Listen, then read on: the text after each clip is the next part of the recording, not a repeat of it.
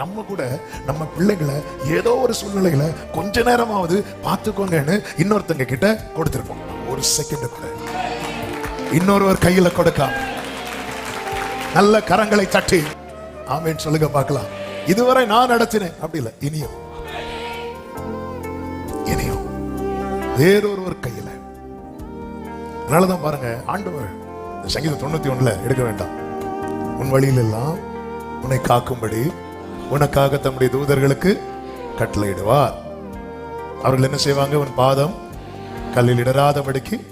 அப்படி கீழே படிச்சுட்டே வந்தீங்கன்னா ஆபத்தில் ஆபத்தில் ஆபத்தில் பாதுகாக்க தூதர்களை செட் பண்ணி இருக்கிறேன்.